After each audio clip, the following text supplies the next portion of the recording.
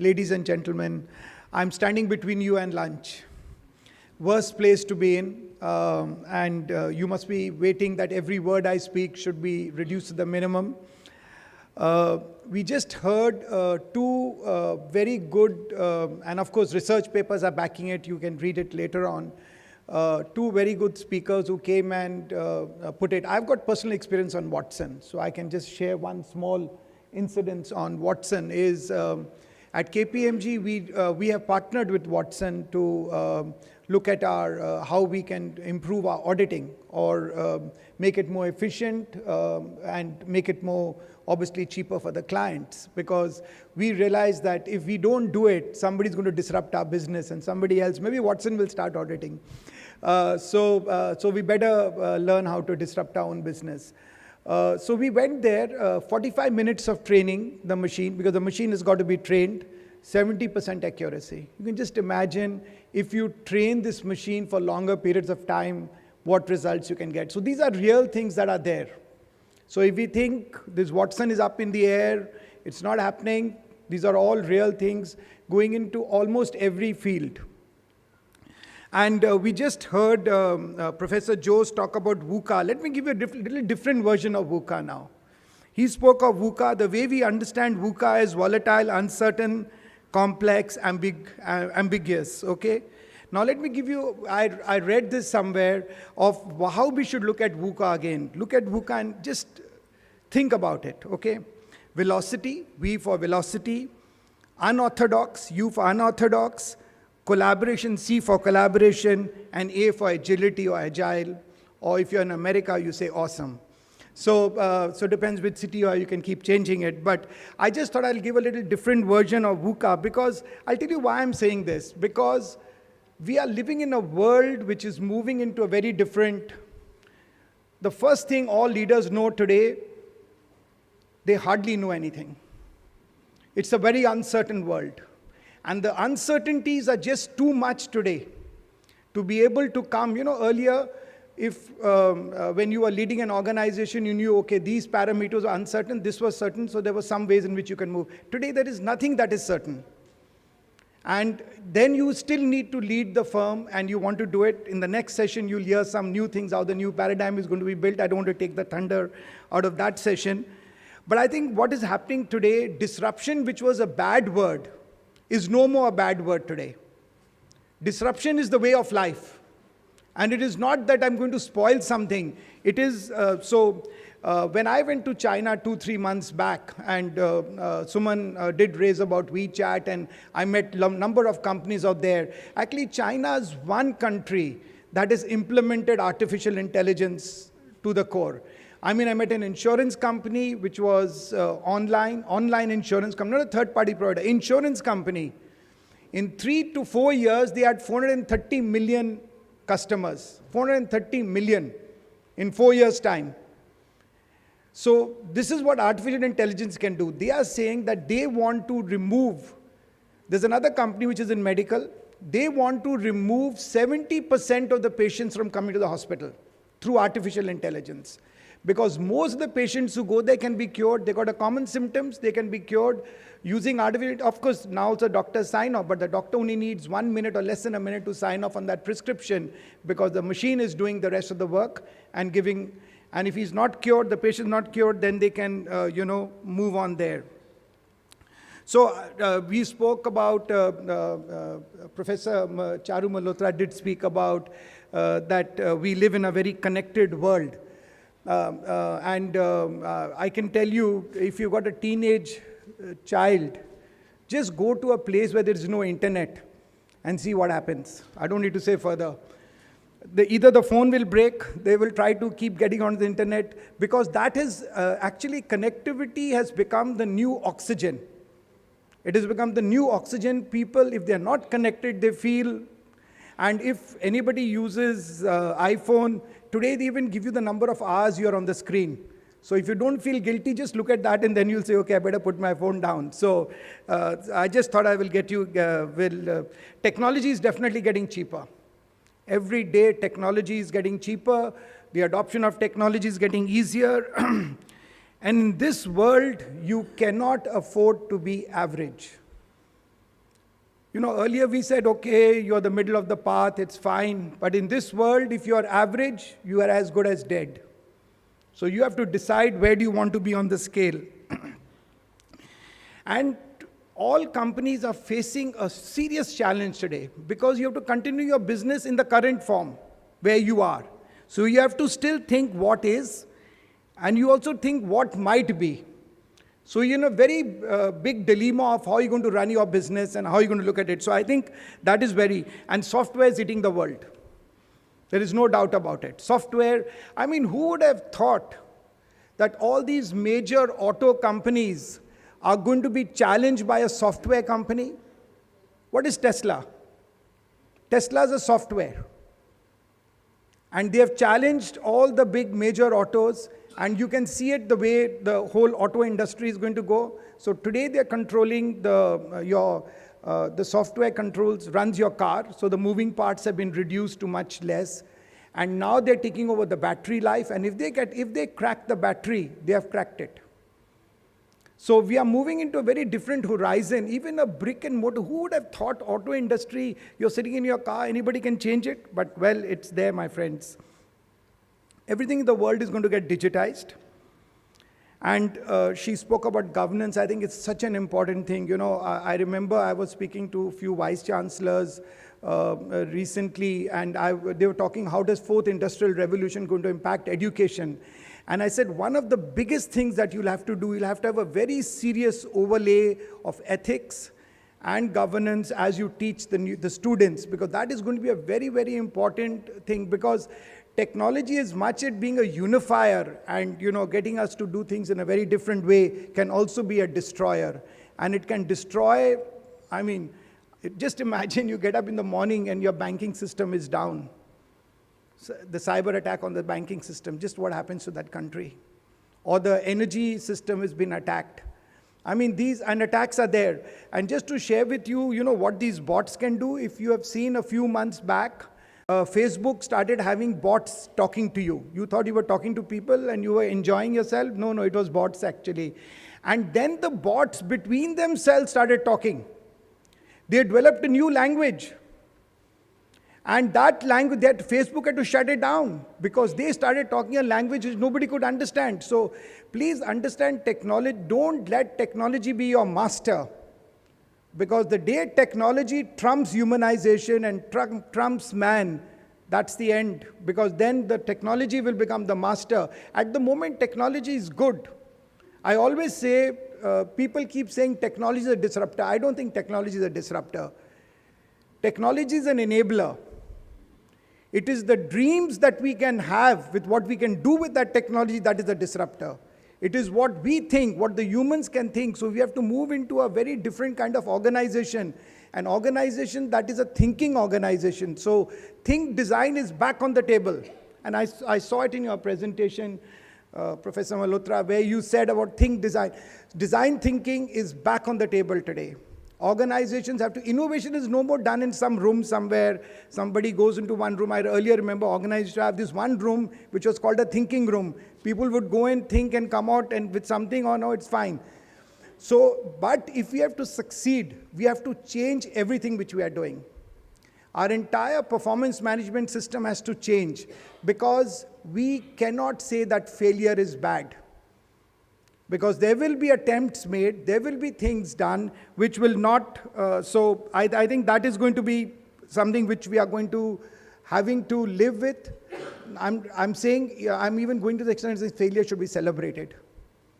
Because it is through failures that you learn what you're going to do. So it is, I'll stick my neck out here to say that. Cisco has predicted that there's going to be more than 200 billion connected devices over the next 10 years. And somebody said 200 is too less, it'll be 1 trillion. Whatever the number is, forget about it. Even 200 billion is huge. Connected devices. So what is going to happen over the next 10 years? So what is going to happen? Imagine all devices are getting connected. So what is going to be the problem? Safety, security, and a collaborative model will have to come in. So these are all new things that we're going to look at, things that we have not looked at. So we are actually moving from a position of extreme competition, which we are today in. We compete with each other. Extreme competition to extreme collaboration. That's where we are moving. And also the other thing that is happening with this technology coming in, the country or the company that is able to adopt the new technology is going to be the winner, because this is a level playing field. You cannot say that, okay, now India with the Western countries, we have got an exactly equal opportunity as anybody else in the world to become that economic superpower that we have been looking to become. And this fourth IR, along with its entire other parts of technology which are there, can give us, but it will be depends how you implement this technology and which country is going to adopt it. Adoption is going to be of a very fast speed. That will be very important, and so that one would have to see. The other things, we keep hearing about these companies. I'll just give you 2-3 examples here. Amazon, Spotify, and Uber. So each of these companies only disrupted one aspect of the business. Amazon disrupted sales and delivery. If you look at everything that they have done, everything that Amazon has done has disrupted sales and delivery. Whether it was first selling the books, then selling goods, then they brought in the Kindle, then they brought the drone for delivery, and then Alexa. Alexa, where you place your orders, and now you don't need to just tell Alexa, I want this, and Alexa will get it done. So everything is about sales and delivery. Then comes Spotify. Spotify came at a time earlier when the promoter of Spotify, it failed when it first came. And then iTunes came in, and they created that whole music streaming thing, but iTunes was very expensive. And then came Spotify, which gave free music to everybody, and then they realized that the artists were not happy because they were not getting paid well. So they brought the premium service in. So you pay for it now. So everybody in the value chain gets. So the customer gets it, he gets much more music. So what did Spotify do? They created a revenue model for everybody in the ecosystem. So everybody is doing that. Uber was again disrupted design. And Tesla was actually, again, another thing of taking the company from, taking a software company and creating an industry. So you can just imagine. But the biggest thing that will come in technology-driven is trust. Just imagine you sitting in a plane and there's no pilot. There's no pilot in the plane. Would you want to fly in that plane?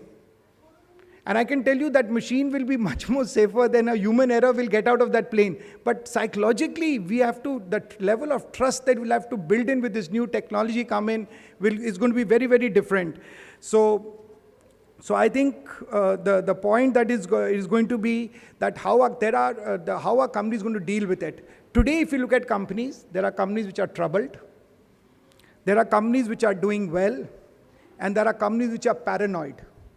I'll just give you the example of one paranoid company, and that is Zara. Zara is a market leader. It's a market leader in retail, in clothes, women's clothes, and men's, but basically, they are able to, because they are so paranoid that their speed to getting their products out to the market, so they're not resting that, we're the number one company, so okay, who can, disrupt us? But they are bringing those designs so fast and globally move it across. So you sitting in India can get the design what Zara has got in about 2 weeks' time, from when they've thought about it. So from the time they conceive it to the time they put it out in the market, that's what the time that they take. So I think this is going to be, companies would need. And then, the companies who are well off, they think nobody can disrupt us. I can give you one example of it. GE. We just heard about GE example earlier. GE's shares are trading as junk bonds, equivalent to a junk bond today. It was the darling of the stock exchange. It was one of the most valued companies in the world, and see where it is today. It may recover, you never know. But I'm giving you the situation as it is today. And we heard someone talking earlier in the morning of these 10 IT companies dominating the world. They are just not dominating the stock market. They have taken over our lives. Google knows exactly what you do. They have taken over our lives completely. We have become slaves to these companies. So Professor Malhotra was saying that we should not let this. I'm not sure whether these emperors have already come in. And to what extent you will be able to, so the dominance of these IT companies is so big that they rule every WeChat we heard about in the morning session again. The WeChat dominates the life of every Chinese. They can't live without WeChat. We have WhatsApp. What do we do with WhatsApp? Good morning, good night, good afternoon, good evening, or these kind of messages, or some other rubbish which we keep sending each other. These guys are using WeChat to collaborate, to do business, to transfer money, to make payments, to do bookings. Their life is WeChat. It's on a QR code, it works. They go to anywhere, you don't need a credit card. When we went to China and asked them, so how do people make payments? Do they use checks? They said, what is checks? We never heard of it. So life has moved on.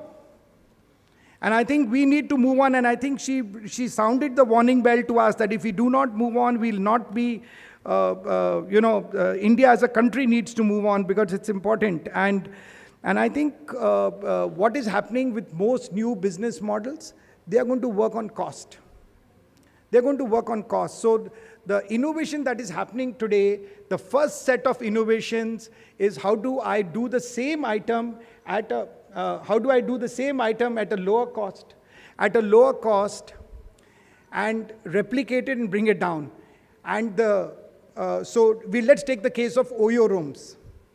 Oyo rooms came as this thing to Airbnb. Airbnb was there, Oyo rooms came, same model they were using. They have changed the model now completely. That is called innovation.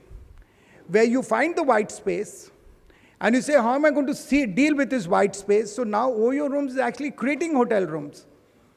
They don't own a single real estate. But they run the maximum. I heard in China now they have more rooms than what they have in India. And that boy, Ritesh Agarwal, is 27 or 26. I was lucky to be on a panel once with him. I was moderating a panel sitting there, so I wanted to know his story. How did he start? And it is a fascinating story. I'll tell you if over lunch or whatever. But it's a fascinating story of this guy, how he's come, what he's done. So I think the asset-light model is going to work. And the more we have the asset-light model, and I think those are the models that are going to actually succeed. And, I would like to leave one more thought out here. When all these industrial revolutions have come, the first, second, third, and we think something great is happening now. Honestly, a lot of great things have happened before. People couldn't fly. The aeroplane was the greatest innovation, that way you could connect with each other. That has happened. Industrial revolution, where the steam engine came in and production started. When Ford Motors came and spoke about mass production, and mass production became the order of the day. Today, mass production is dead. You talk of mass customization. Because today you have to deal with and the biggest pivot today of everything is the customer. The customer is the center of everything. Today, all business models are looking at how do I bring my customer acquisition costs down? And how am I able to deal with my customer? So that is something that is going to, but there are going to be downsides of this. There are going to be job losses. World Economic Forum has predicted that there are going to be 5 million jobs which are going to be lost. And those will have to get replaced with something else. Those people, you can't keep people jobless because you'll have a huge issue. And also when we put models, we have to look at, for example, when India put on all these metros, we followed the global model, how metros are built. You cannot follow that way. You can take a global idea, but you have to make it to the local. So for India, you needed the last mile connectivity is the biggest problem here. So people enter a metro station, how do they go? So there are no autos, there are no parking slots. So I think we have to take these global ideas and then say, how do you localize it to, I'm just giving one example. There are got a number of examples here sitting, but because of lack of time, I will not be able to this thing. But I think the other important point which I want to leave here is that this whole innovation that is going to come and this whole startup, she did mention about startup. I can tell you big companies to survive will need to bring startups onto the ecosystem because they will have to do their business. They cannot survive without the startups. The startups will have to be mingled into the ecosystem to bring the innovative thinking in, to bring that innovation in and to make them successful. And you see whichever companies have done it, have succeeded and they have taken advantage of it. So I think startups, the B schools will need to change their curriculum, the way they teach people. I think that is going to be a major change that is going to come up, because all these models will need to be taught. Who's going to teach these new models to the students? The B schools you cannot live. So the big change that I'm seeing is curriculums cannot remain forever. They'll be changing very fast, almost this thing. And the faculty will also have to be equally trained as much as the students. And for all people sitting in this room, your journey is now lifelong learning. So if you think you have learned something and you have arrived, forget it. You have arrived only to do some small bit of work. Your learning will continue for life. And I think that is what technology is going to do. Thank you very much.